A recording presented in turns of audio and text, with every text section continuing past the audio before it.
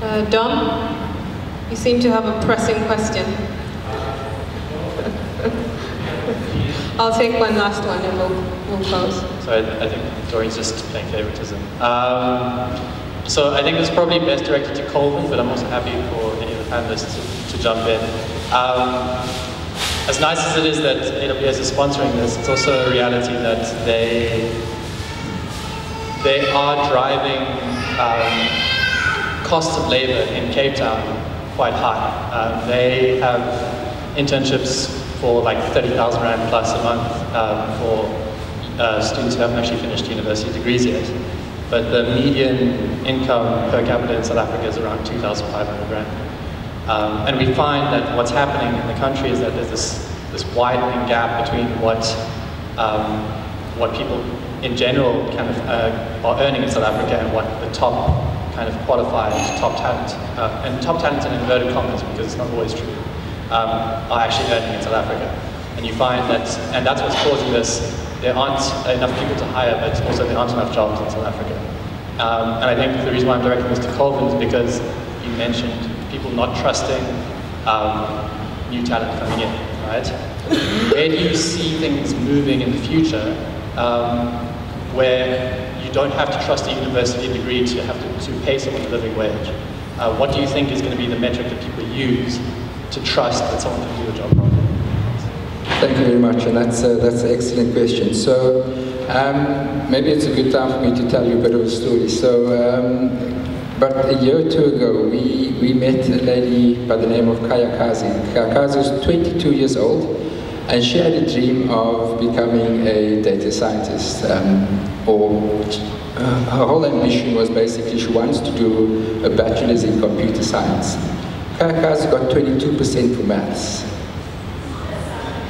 So there's no ways that Kaya Kazi was ever going to be accepted, or unless Kaya Kazi was keen to go and redo her maths a year later and eventually. But I mean, if you've got 22%, there's some serious issues, either with the individual or with the teacher or whatever the case may be. Kaya Kazi then found out about an organization called Explore Data Science Academy. And Explore Data Science Academy basically runs a program for data analytics, and then if you do well in that, you can progress with the extra couple of months into kind of data science. Kaya Kazi thought, you know what, I've got nothing to lose, let me go and take the assessment. Now, because the assessment checks for different proxies or signals for potential, or what a young person will most likely need to be successful in the role, all of a sudden that playing field is a little bit more level now. Now, when you think about the newer assessments, it involves gamification, it involves things like rewards and badges. The entire experience of being assessed is completely different. Kaya Kazi took the assessment, she did really, really well in the first one, she progressed to the second, flying colors, and she successfully made it onto the program. She was part of a cohort of 100 candidates, and of the 100, these are people that came from various backgrounds. Kaya Kazi came from previously disadvantaged setting or community, and she was finding herself on this course with people that actually came with degrees in business science, computer science, good schools, etc. 6 months into the program, she was in the top 10 of her cohort. She has now graduated a couple of months ago, and she is now a fully fledged data scientist. Now, it's off the back of the Kaya Kazis of the world that we are hoping to go out into the market and say, listen, if you're not keen to look for different proxies, then let's try and understand where the barriers are. And a big part of what we do as Rambi is we advocate. So we are demand-led, and we go out and we look to forge relationships with the private sector, with government, to be able to take these success stories into these organizations to say, let's give young people a chance, let's give them an opportunity, and hopefully through those kinds of proxies and looking at new proxies and signals for success, we are then able to change the narrative and the way many of these policies have been set up. Okay, so I promised that would be the last one. So thank you to the panelists. And what I would like to ask you to do as we close is, what is your ask? So there'll be networking for the rest of the evening, or throughout the evening. Are there people in the audience you would like to meet? People who would either support your work or your beneficiaries? So I think the biggest ask as a funder is, I think in terms of young people in South Africa, the state has made a huge investment in providing free education to young people that are the most disadvantaged. And I think there's no better way or no better opportunity now more than ever to actually try and find a way of getting the state a better return on their investments. We know graduation rates at universities are low, and so how do you innovate and find ways of being able to get more students through to graduation now that the financial barrier has been removed? And I think the second opportunity in South Africa, I think it's, the youth employment rate is dire, but it is an opportunity, and the solution is going to come from someone sitting in this room. And so how do you find ways of getting more young people either connected to the demand, or get more people kind of trained in a way that they can actually get into an opportunity and earn a livelihood? And so for me, the ask is for each of you to apply your minds and let us know if you have any innovations. We would be very happy to learn more about them.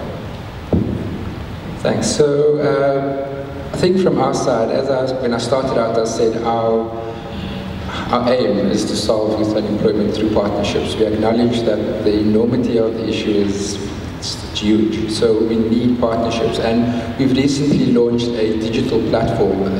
We'll be using machine learning and algorithmic matching to better help us understand where candidates are at and where the jobs are at, so that we're dropping a longitude latitudinal pin between where the candidate is geographically located and where the job is geographically located.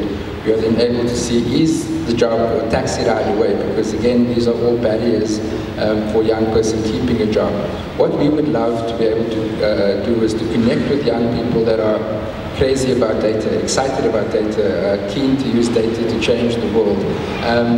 But over and above that, anyone that connects with the work that we're doing and understand that ultimately through partnership we are able to do much more. I'd be keen for you to come up and have a chat. Thanks. So essentially what we've done is we've found a way for individuals to use their existing knowledge and skills to carry out valuable work, and in a way that's accessible and convenient to them. Now, and of course the kicker is that it generates income for them as well.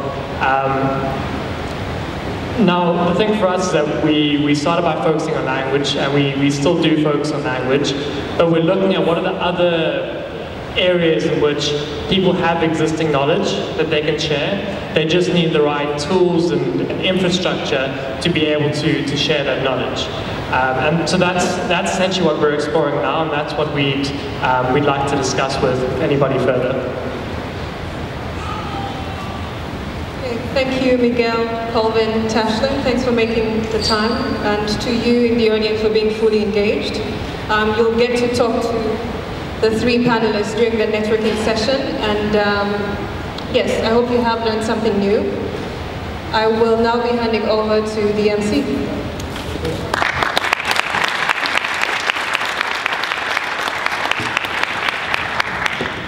Thank you, Doreen and the panel members.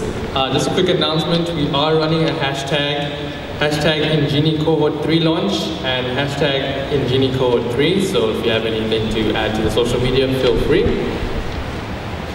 I'd like to welcome our next speaker.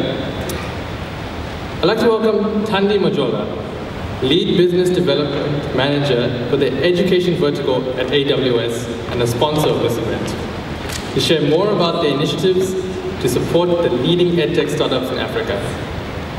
In EdTech, AWS supports customers to leverage solutions centered around learning, teaching, central IT, campus management, research, and high performance computing to achieve their organizational objectives.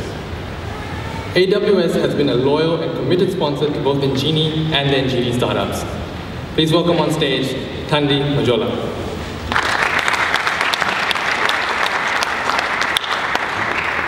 Thank you, Victor. Thanks for that warm introduction. Well, good evening, everyone. My name is Thandi Majola. I'm the Business Development Manager for our education vertical. My focus is on South Africa and on Sub-Saharan Africa, and essentially, I look at ways in which we can help to accelerate and build the skills pipeline within the region and within South Africa. So I'd actually just like to thank you all for being here this evening, for braving the weather, for actually congregating here to looking at how you can actually be part of the solution and actually contribute to solving some of the issues which we face around education and unemployment within the region and within the country specifically. Now I'd like to